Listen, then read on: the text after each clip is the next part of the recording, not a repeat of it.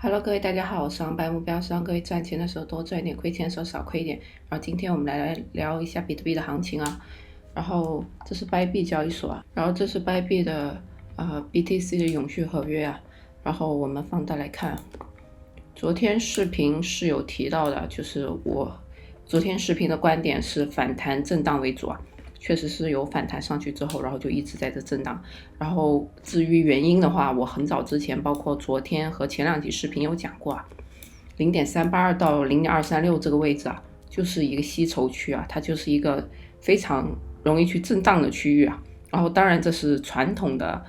斐波那契通道，但是我们传统的斐波那契也可以跟自然交易理论去结合嘛。然后这根下来之后也是精准插到我的0.236，我觉得这张图很无敌啊。然后可以看到前段时间也是啊，就是在0.236到0.382就是一直在震啊。然后可以讲一下原因啊，就是昨天我视频也有提到，就这一波下跌之后，我认为就是可能会短暂止跌了，因为空头它也需要获利嘛。然后从昨天我也有说过，就下方从4小时级别来看，多头它这个量能再往前来看，它并不是优秀的，所以我认为它并没有站稳啊，所以很有可能在这附近去来回震荡啊。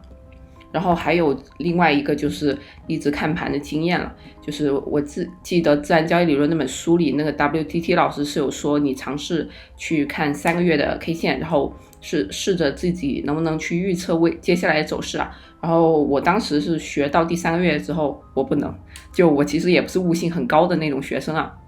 我是学了大概快2年，然后大概是学完1年左右，就是才有这样子的盘感，所以我认为各位可以去每天尝试去看一段时间的比特币的 K 线，就是你每天来回坚持，或者你愿意每天看我的视频，这样也可以有助于你提升盘感啊。就是我认为你无论你去跟谁的单，或者是你去跟着别人的策略走，都不如你自己的策略啊，就是要相信自己啊，然后培养自己啊，自己得到知识储备，别人才是拿不走的。所以欢迎各位多看我的视频啊，因为我每天都有在讲盘面，有在讲量能、K 线这些啊。感兴趣的话也可以进群找 Vivi 啊，他有整理一些我的教程，还有WTT 老师自然交易理论的微信读书是免费的，也可以找 Vivi 领取啊。然后接下来我们看一下以太坊啊，以太坊我昨天视频也有提到啊，以太坊我昨天视频提到，我说就是等它上去看他们会不会在我0.5的位置附近震啊，结果它0.5就是也没完全摸到，但确实也是在这附近震荡。然后结论也跟大饼的一样，因为他们两兄弟在熊市都是同涨同跌的情况会比较多，然后在牛市就是大饼或者以太其中一个走出自己独立行情的可能性会更高一点。然后我对以太的观点也依然保持原判啊，就是我目前都是看它还是以震荡为主，然后的话它的不管是跌也好还是涨也好，都是比大饼要强势的。然后如果你是那种短线交易者，你确实可以在这种震荡行情中找到开多以及开空的机会啊。但是这个点位我给大家画一下，点位大概是3到4个点左右啊，就是3到4个点就可以考虑去止盈啊。这就是最近的震荡行情给的算是策略吧，但是务必带好止损啊。我就是认为最近就还是会一直这样震啊。然后原因我也刚刚讲大饼的时候我也讲到了，就是急跌下来之后呢，就空头它需要释放，它需要获利啊，然后多头的发力情况也不是非常的给力啊，所以就造成了这种多方混战，然后两军焦灼的这种情况啊。还有急跌或者急涨轴偏震荡的情况确实是比较多的，就大家无论去复盘哪一段都是这样子的。可以看最近的就可以看到，就最近就前2天下跌也是震了很多个4小时啊，就急跌或之后震荡是概率非常大的。就如果你看盘时间足够久，然后你经验丰富的话，这确实是很基础就能够得到的盘感啊。然后我最近给大家建议就是你不要去满仓啊，然后我自己也有发一个推特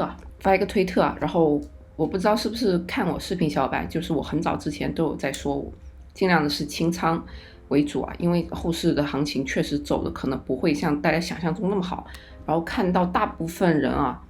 大概是40%都是零仓位了，那你们比我还厉害啊。然后清仓和半仓确实也是还可以啊，就是最多不要超过半仓啊，因为后市行情我认为不是很稳定啊，就可能赚钱的机会不像这一轮狂暴大牛市上来的时候，就你无脑买，随便买什么币它都是涨的，现在已经不是那个时候了，所以尽量就是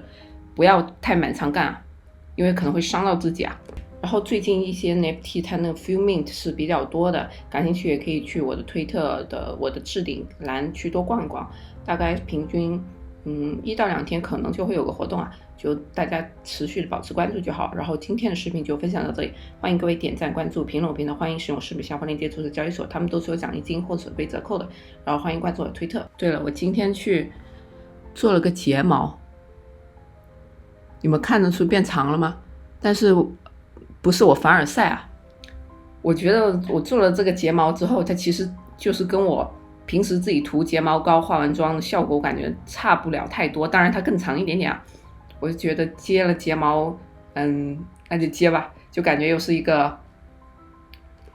智商税，因为我自己睫毛其实也挺长的。然后就这样啦，拜拜。